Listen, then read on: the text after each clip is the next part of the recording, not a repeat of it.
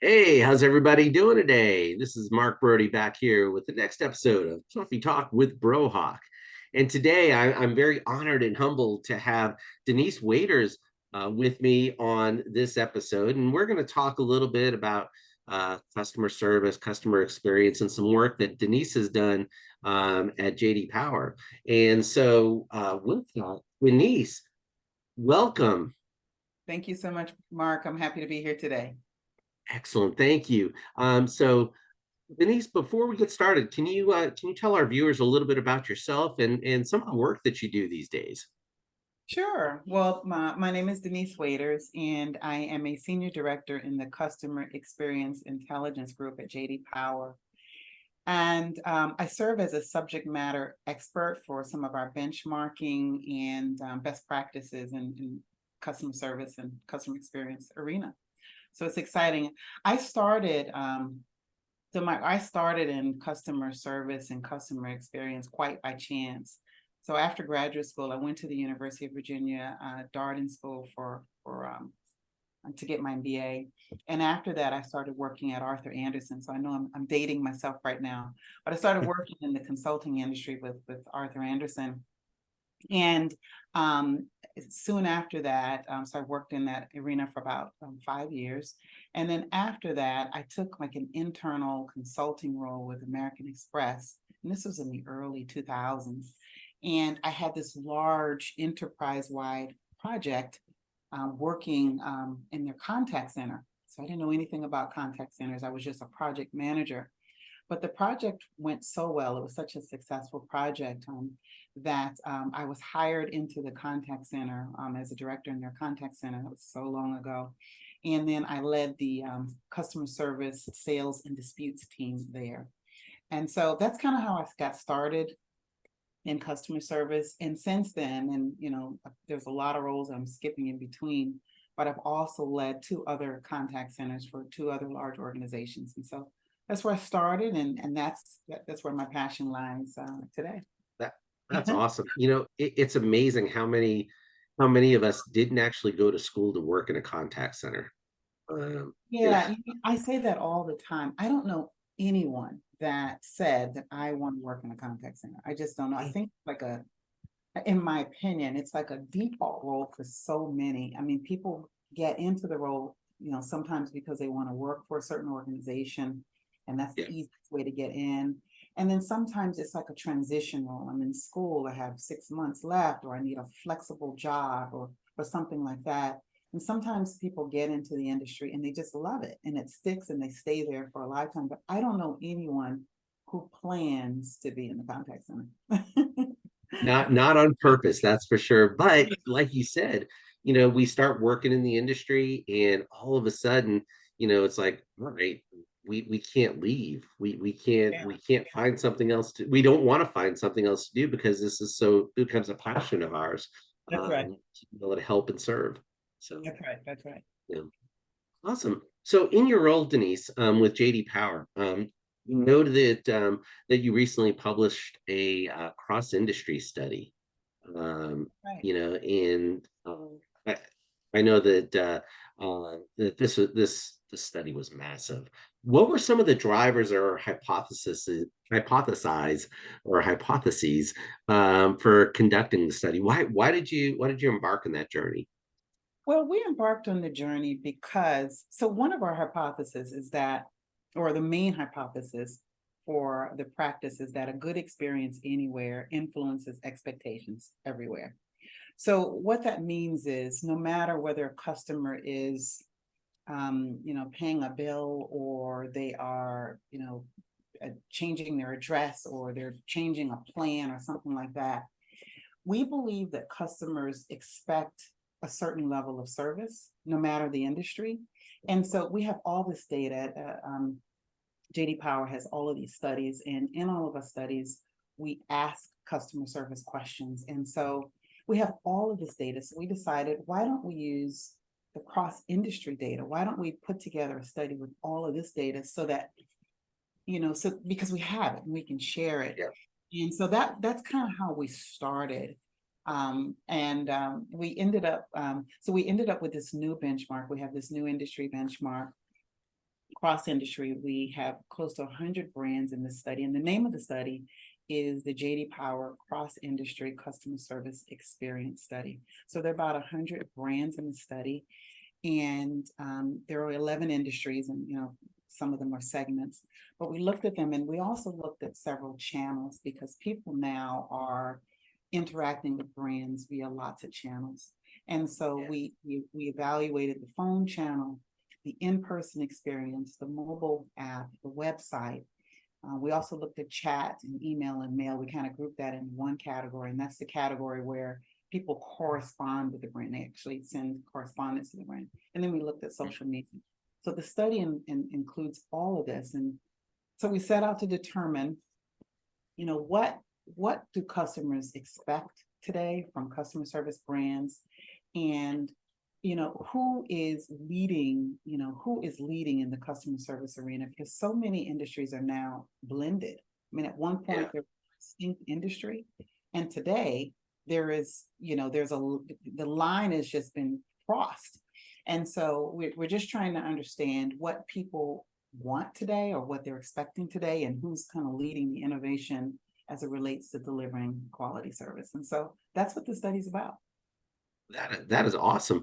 Would you be interested in share a few of the findings that you had from the study, and maybe anything that was like a surprise Yeah, that you weren't expecting? I can. So one thing I want to say is that this study involves customer service interactions from initial contact through problem resolution. So it's from the Okay. start to the finish of the study. So the biggest thing that we found in the study is that customer satisfaction is highly impacted by the level of effort that a customer has to exert. And so the more effort, the lower the customer satisfaction scores. That came out just loud and clear in the study. Yeah. And we've known that for quite some time. This is not new revelation, but it's clear that that's what Mhm. people are expecting today. So now, we evaluated the channels also, because with COVID, brands are now having to deliver service in new ways, or ways that they never had to before. And so, customers are expecting, now that we've gone through the COVID years and, past that to Yep. a degree, now brands know how to deliver, and customers have to develop new channels. Like, there was a point when my mom would never go on an app and pay her bill. She just wouldn't do that. But because we have to now, she does that. And so now customers are expecting a different level of service because they know that they can. And so that's what the study was about. Yeah. Mhm. So that's the main finding we found, that customer service, I mean, that customer effort is extremely important. The second thing we found out, and one of the things that I had several podcasts leading up to the study. The second thing we were setting out to determine which industry kind of leads the path as it relates to customer service. And customers told us that the investment segment, which is under the financial services industry, leads the path, and overwhelmingly so. So, I was guessing before. I was like, who do you think, who's going to come up at the top? So we didn't rank the brands for this inaugural study. We will probably rank them next year. We just wanted to make sure that we got the study right this year. But the investment segment is, heads and tails above many others. And in terms of the channel, again, we evaluated 6 channels, and the channel that had the highest customer service ratings overall across all industries is the in-person channel. There's just something about Really? person to person. Yeah, I was surprised about that. I was really Yeah. surprised. There's just something about dealing with people, and they told us that. We're like, wow, who would have expected that today? And they say they prefer to talk to people. And so the in-person channel. Man, it's kind of like a byproduct of you know what occurred during the pandemic. People are like, okay, I really like people now. Yeah. I'd like to interact with them a little bit more, either face to face or in other ways, and that's kind of an interesting finding because um, you know I guess um, a lot of the contact center world would say, yeah, people don't want to interact with a person like live. They want to do. self-service or things like that. So great outcome from the study is Yeah. in person is back. Yeah, in person is, you know what I think it is too. I just think that since many brands have gone or trying, or going for the digital transformation, they're trying to make sure, well, first of all, it's cost effective to have digital solutions, right? So Yes. customer can go online and pay their bill. Why should they call into the contact center? Because contact centers are generally the most expensive forms of servicing. So, of course, they want to reduce their expenses, but also it's a way to deliver on what customers want. Like for Mhm. customers, like me, I really don't want to call into a contact center. Like I never want to. And whenever I call into a contact center, it's for a purpose. It's because I have to pay a bill. It's Yeah. because there's an issue. And so it's just an administrative task. It's something on a list of things to do. I really don't want to call. And I think there are lots of people like me, and so, I think brands are they are trying their best to deliver on that, but it's not an easy balance because some people just want to call into a contact center because when there's a real issue, they want to speak to a person. So I can Yep. pay my bill, I can do this or that, but when there's a problem and I think I'm going to have to explain it to more, and I don't think that the chat bot is going to understand it, or Mhm. there is a time is of the essence, I don't want to have to pay an interest rate or something is happening, I have to call into a contact center because I want to make sure that you understand what I need or whatever. And I think there are many like that. Yeah, And that's oh, go ahead. no, no, good. No. I was gonna say, customer effort. How would you define, and we've kind of talked about this. How would you define the how customer effort relates to customer service, customer experience based on some of the findings? I know we've kind of talked about this, um, but is it related to like resolution or is it knowledge? That they feel that the customer feels like they have to, potentially hop channels in order to get to a resolution. I know I've walked into um, uh, some places, and they said, "Yeah, you're going to get a better deal if you call the contact center." You Well, know, and that's unfortunate because one of the things what brands need to do is they should make sure that all their channels deliver the same service. And I yes, know I've I've been a practitioner, I've been on the strategic side and the operational side. And I know that there was a point at one of the brands where if you went on the website, you got one response, and then when you called in, you got another. yep, That is not the way to do business. And customers know that. And so it's like, if you want the better deal, do this. And that shouldn't be. So I think brands need to do a better job of making sure that all of their um, channels deliver a seamless experience, right? And so yes. people need seamless, frictionless experiences, and they want to solve their problems quickly. And so they've told us that time and time again. So those are some of the opportunities and challenges that brands face today. Yeah, I mean, I love the way you put that. Create it seamlessly and frictionlessly across all the channels, and so it's a consistent experience regardless of where. And as an output um, of the study, I think that speaks volumes. Obviously, we can't go into a lot of the details. We don't want to go into a lot of the details of the study here, but it's a huge impact when people feel that when consumers feel that there's a disconnect between channels. Right, So right, right, right. yeah. No, so I can share some additional findings too, because there were a couple of, we talk about surprises. So one finding that I want to say it didn't surprise me, it actually astounded me, is the Mhm. fact that when customers call into a brand, it's like 40% of the customers in this study said that they have to repeat themselves more than once. And that's a real issue because 40% is a horrendous. Part of that is because of IVR handoffs and authentication and just just the whole transfer process.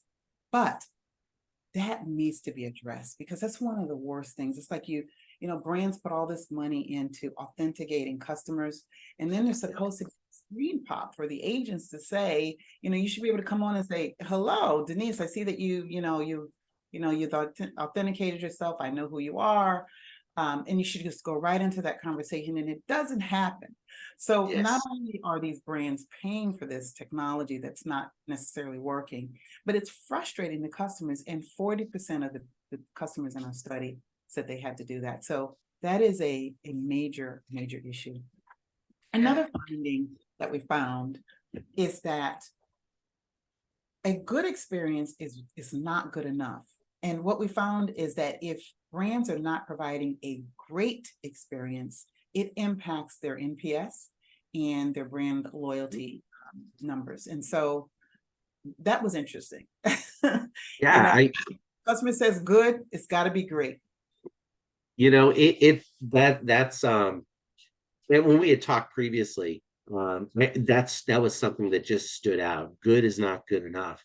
Yes, And when I talk to folks today, it's like, look, your customer experience, your NPS isn't being judged upon you and your industry peers. It's being, compared to, the best experiences that your consumers are having. So if they're not able to get it with you, they're going to keep on searching and find it somewhere else. that's right.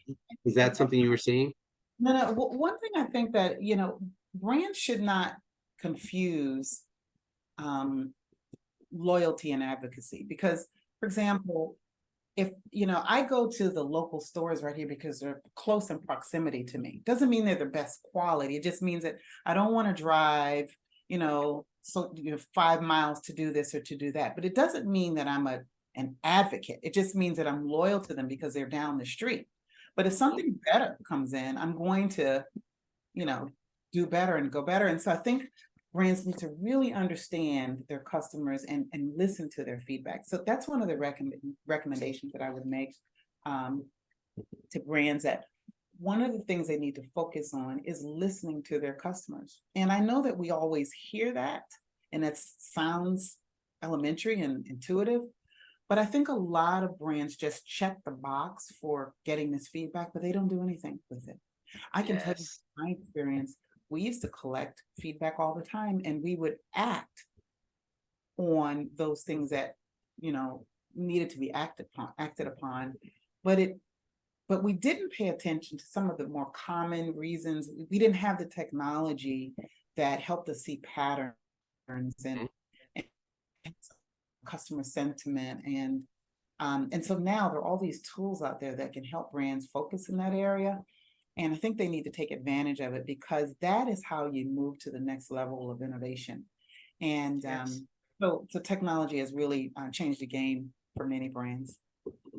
It's when you were talking about that omni-channel experience, the first thing that popped into my head was technology and how it plays a role into creating those great experiences, um, creating those personalized experiences, more so than anything else. And um, when you have brands that are collecting data, they're doing analytics, they're surveying the heck out of their customers, they're surveying their internal folks, and so there's so much data that's available to them.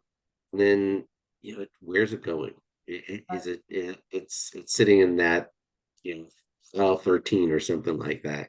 Right. It's too Dating much. myself now. Right, right. How do you synthesize it? And so brands have to Yeah. find synthesize this data and do something with it. And I don't know, I'm not sure that all of them are doing that. Mm. I mean, and there's an expense to it, obviously. But what's the expense of not doing it? Right, It's the first thing that comes to my mind. Um, right. where do you think organizations or brands should be focusing when it comes to improving customer effort? Is it simply doing something with the data, Yeah. prioritizing the data that they have, or is there something else? Yeah, I think, for one, I think they need to listen to their listen to Mhm, their customers and actually do stuff with the data. I also think there's a huge opportunity with listening to your agents, your representatives, mhm, because I tell everyone that the employees are the voice of the brand. So a company can have a great strategy, they can have a wonderful marketing plan, it could be a beautiful program, it could all work well, but the rubber hits the road when there's an issue and the customer has to call in and they speak to an agent. And that agent needs to be able to deliver that same experience. And if they don't, there is a disconnect. And so just listening to your customers and listening to your phone representatives who are on the ground. I mean, they hear everything firsthand. And so I think many brands have the opportunity to use their contact centers strategically instead of tactically. And I mhm. think it's an opportunity for many. Yeah, I talk to folks, in some of the consulting that I do, and I say, picture your contact center as the hub, provides the spoke to every other piece of your organization.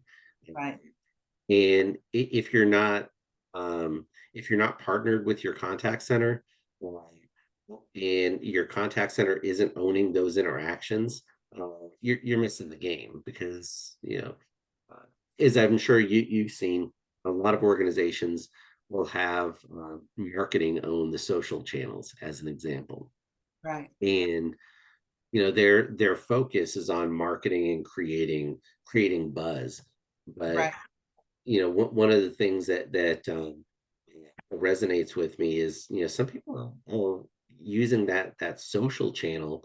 Some consumers are using that social channel as a way to vent or provide feedback, and if it's not being collected by somebody and actioned, I think they're missing the boat. yeah, and brands need to also watch their social media brands, their social media channels, in part because customers are beginning to use that channel as a way to complain. And Mhm. you have to be careful about what's out there, and you need to manage that. And so you need to have a social media team today Yeah, to yeah. bring make that to make that full circle and to deliver on that experience. And regardless of the size of the organization, I mean, if you're going to have a social media experience for your customers, you have to have that integrate in some way, shape, or form to an um, operational actions, or in some cases actions. That's Um, right. so it's another entry point. Um, let's pivot a little bit to CSAT, related to knowledge of the representative. And this is one that I find that I have a lot more conversations about these days. Is people are looking, organizations are looking at their uh, knowledge management process, not just as knowledge articles, but integrated into everything else that's being done with the customer. Do you see knowledge as potentially being a negative experiential driver for customer effort? Um, I think rep knowledge is incredibly important. I can tell you that personally, when I call into a contact center and I know I'm speaking to a rep who is not knowledgeable, I much rather mhm, have, if I'm on yeah, a chat and I'm speaking to a chat agent and I know they don't understand, I know that it's going to be it's a long, drawn out experience that's simply going to frustrate me. So I'd rather in that chat and start a new one. If I'm in a location, a kiosk, a store, I have an in-person experience, I'd rather go to the other side of the store into another department to find someone knowledgeable. So I can tell you that rep knowledge is always going to be important. It's going to be critical. Training is very important. And honestly, that project that I talked about when I first started in the industry was all about rep knowledge and increasing CSAT one agent at a time. It was a fantastic project. But what I also want to say for this project is what we found is something our customers told us, that rep knowledge was not number one this year. Let me just read some of our stats to you. Um, so what we found in this year's study is that customers want to be called by their name. That's the first, that's extremely important to them, which that surprised me, but it's true. And I guess that's a part of being a customer and feeling valued. And the second Hmm. us is they want agents to have all information available.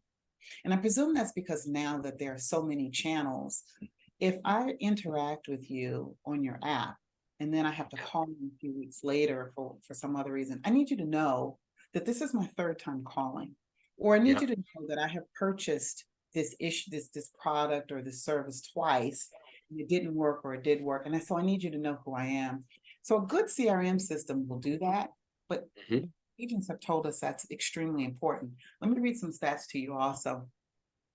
So for the in-person channel, although 76% of the brands in the study are meeting that KPI, the agent addresses the customer by name, so that's good. There is a 258 index score gap for brands that are not calling their agents by name. And we're talking about Wow. 1,000 points. The study is only 1,000 points, 258 index score gap. And for the having all information available, although 85% of the brands in the study do that, and they are meeting that goal, there's a 348 index score gap for those that don't have all the information available. So I present that to you because sometimes, we're overwhelmed with new initiatives, but one Uh-huh. initiative that you should not ever stop is personalizing the experience for your customers. That's what they overwhelmingly told us that they want and need, and brands Yes. need to keep that up. And for those that are not, just implementing, call this person by name. And there's some industries that do a good job of that. When you walk up to them, they call you by your name, and then there are others that aren't. And Yes. easy fix. So just wanted to share that. No, and it's one of the most basic foundational pieces Yes, of working in an and I hate to use the word contact center, more of an interaction center. right, Um, it's one of the most basic functions is create that personal relationship with your customer as soon as they get on the phone. And it's not a matter of making sure you say thank you 4 times right. during the conversation, because that's ridiculousness. Uh, Yes, it is. you know, And it feels scripted it's when you do that too often. You really need to be authentic yes. speaking with your customers, and customers know when you're being authentic and when you're not. Correct. And I think that plays into the whole personalization piece. Um, Yes, call me by my name. If I say, don't call me Mark, call me Mr. Brody. That um, that you hear what I'm saying. You're not just like listening and going through the motions. right, Um, we want to make sure that we're having a conversation that's going to get to a resolution. And I'm not calling you up just because I have nothing else to do today.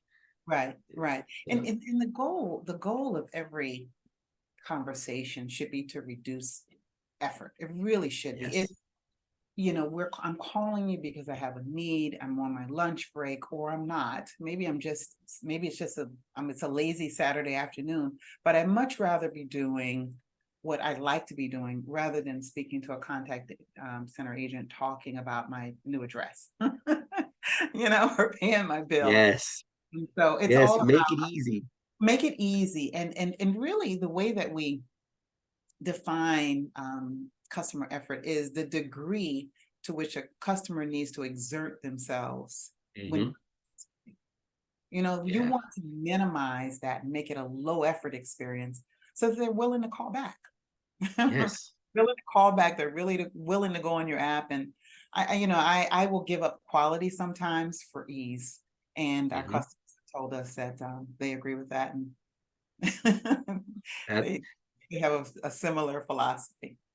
that's awesome. And I think it's going to force organizations to look um, at how they get to proficiency quicker with new hire agents, and how do they retain agents um, a lot more effectively.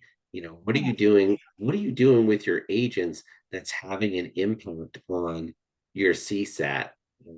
Are you having to go ahead and start from ground zero every 15 to 20 days?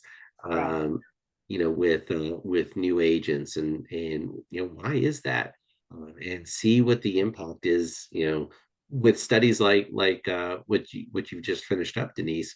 This is the root cause, or this is the result of you know poor culture, poor I don't want to say poor culture, lower cultural values, or um, lower retention, or higher attrition.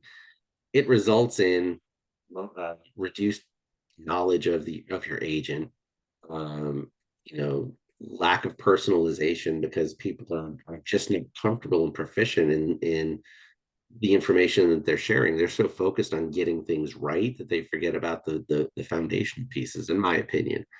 Yeah, and you know what, I'm glad you touched on that because what I think is happening with in many industries is that they are not hiring for the right qualities in their agents.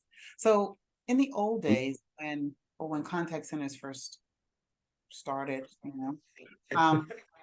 came on the scene, it was important that you were empathetic, and sympathetic to the customer's needs, and you apologized, and customers had to call you because there was no way that they could solve the problem on their own. Yep. Hey, customers can solve many of their own issues.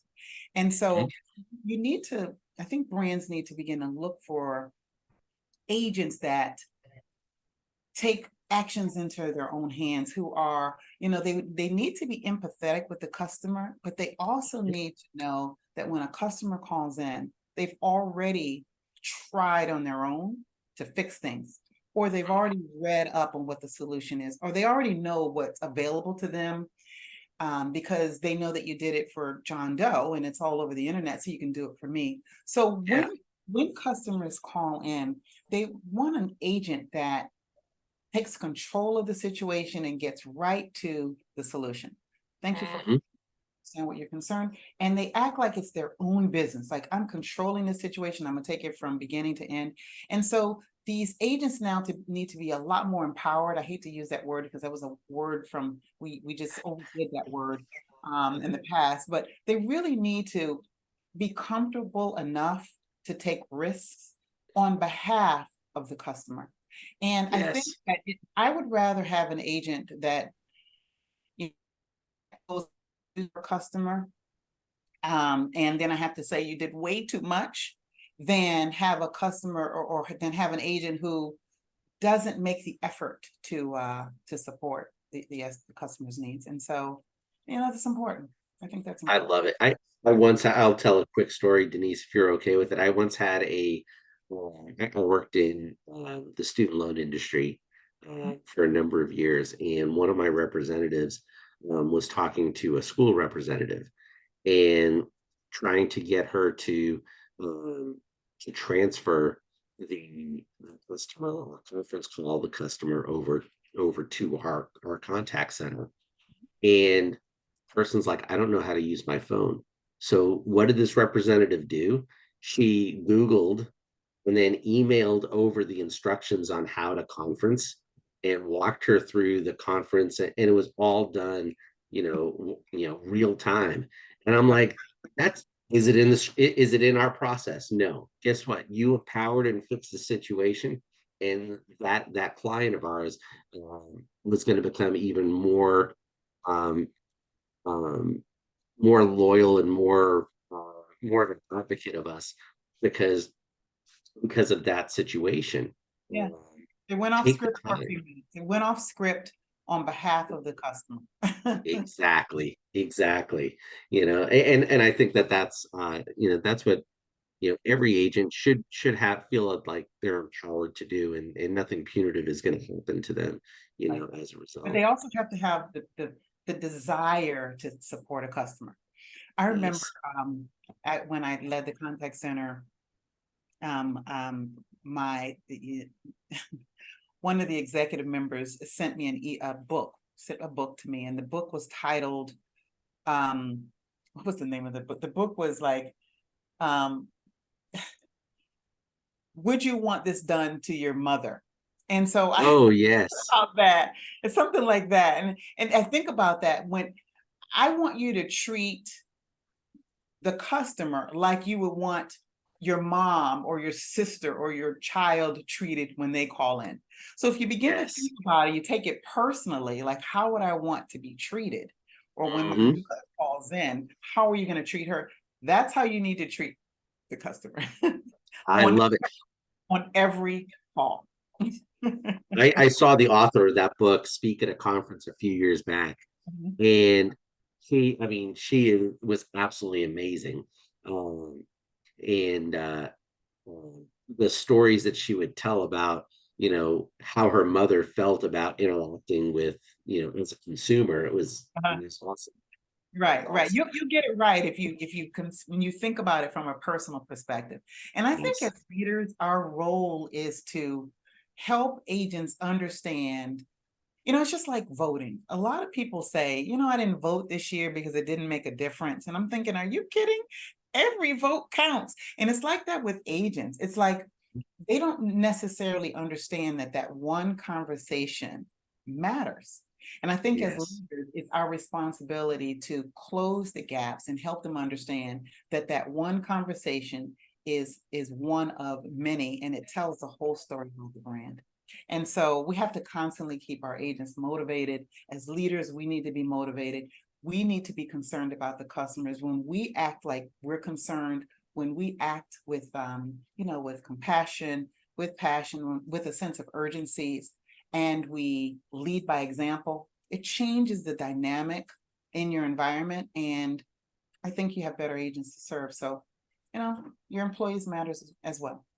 I love it. I love it. Denise, you and I could go down a purple squirrel hole Yeah. on this particular topic for hours. I know we could. Yes, I'm Um, sure you could. well, we've gotten to the point of this episode that I call the speed round. Are Okay. you ready for the speed round? Yes, I am. I'm ready for the speed round. All right. So we've talked about this a little bit today. You've had a very successful career, um, and it's nowhere near over. Uh, you're nowhere near the twilight of your career. But I'm particularly interested in learning about your thoughts on this statement. At this stage of my career, I wish I could go back in time and tell my younger self blank. And how would this have helped you navigate your career? Yeah, well, I got to tell you, I have 4 children, Mark. And so the advice that I received is very different from the advice that I give my kids. So what I Uh-huh. tell my younger self is that, when I was growing up, it was important to have, and it was stressed every year that you need to have a short term, a medium term, and a long term plan. Now, back then, time mattered. Like the long term plan was 10 years out. Today, I don't know what a long term plan is. I think a long term plan is 5 years max. And so what I Uh-huh. tell my younger self is that although you need to have a plan, because I always have a plan, Uh-huh. you have to be a little bit more fluid, because things have changed, and they're changing so quickly that you need to be able to flex. And Yes.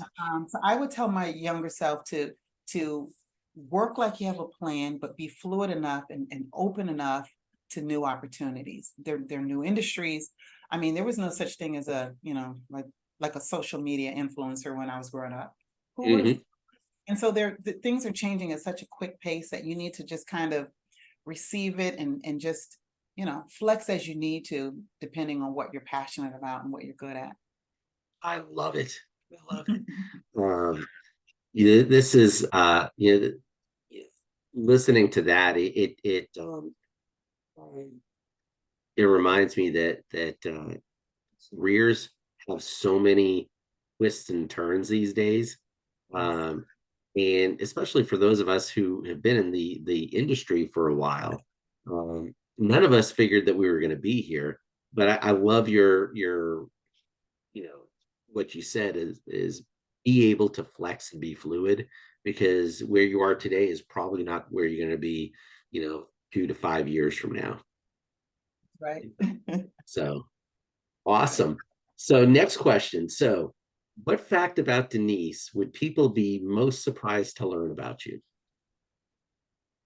I think, Mark, that people will be surprised that I'm a pretty good cook.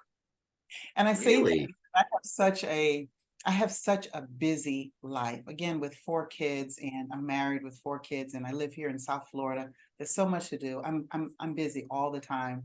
But I actually like to cook. And I get that because my father, he passed away in 2016, but my Sorry. father was an attorney by trade, but he was a Hmm. near chef.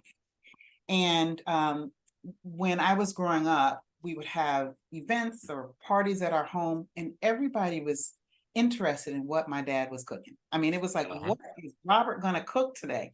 And so that kind of rubbed off on me. In fact, some of our family vacations were centered around where a chef might be opening up a new restaurant. I mean, that would be the vacation. I love it. My dad would call the restaurant. We would have reservations. He would tell the staff to let the chef know when we were going to arrive. We would arrive, Uh-huh. eat all this food. After dinner, the chef would come out, speak to my dad. I don't know, I that wasn't involved in the conversation. They would take photos. I mean, it was it was such a ridiculous, like, It's an what event. is and so I think I just learned a lot about good cooking. He would go out of his way. We just couldn't go to the local grocery store. We would have to get the fresh chicken from the chicken farm. And I mean, I knew about Himalayan pink salt long before it was, you know, It was mainstream. yeah, it was just so many of those things. And so, I think people would be surprised to know that I can cook. Oh my gosh. And I can see where cooking um falls into like an experience, a customer experience, Oh, yeah. realm because hey, you want to make sure the people that are eating your food are going to be like raving fans of it and want to keep on coming back. Oh, yes, Uh, they always wanted to come here for yes. raspberry chicken or some pasta, and the pasta always had to have it was homemade sauce. You would think we were Italian. I mean, it Oh was my gosh. fantastic. He was fantastic. Oh my gosh. You've had me at raspberry chicken. I was like, sounds Oh yeah, amazing right now. yes, yes, he was good. Uh, so being a business professional, like you said, you're married, 4 kids. Uh, what's your go-to tactic for unwinding after a stressful or just a long day? Yeah, so last year I bought some running shoes, and Okay. I love putting on my running shoes and walking, and I do a long walk and a short jog. Okay. It's so relaxing to me. I love to hear the sound of my feet on the concrete because that just means that I am just relieving stress and trying to get in shape and exercising and breathing out the day and breathing in nature. So that's what I love to do. It's one of my favorite pastimes. That's awesome. That's awesome. And plus, the more time you can spend outside, it kind of, it gets the energetic juices going. That's right. Awesome. Well, Denise, I really appreciate you taking the time out of your schedule to chat with us today. Um, if someone wants to learn more about the JD Power cross industry study, um, maybe wants to get a copy of it, or participate in a future study, or just generally just wants to chat with you to pick your brain on things, how should they go ahead and contact you? Yeah, so for one, if you're interested in the study, I can tell you that JD Power has, over 50 studies. Certainly hope you're interested in the cross-industry customer service experience study, but you can go on jdpower.com/business to learn all about this study that we talked about today and some of the other studies. There's lots of, you'll hear about our capabilities and our solutions and lots of insight on there. Just want to know about our products and services. But if you want to reach out to me, the best way to do that is at insights at discover.jdpower.com. So So insights at discover dot at jd dot jdpower.com. Excellent, excellent. Well, we will definitely share that out with everybody as well. And Denise, I just want to once again thank you very much for being an awesome, awesome guest on this episode of Coffee Talk with Brohawk. And I look forward to having you back at a future on a future episode. Maybe we can go down one of those purple squirrel holes.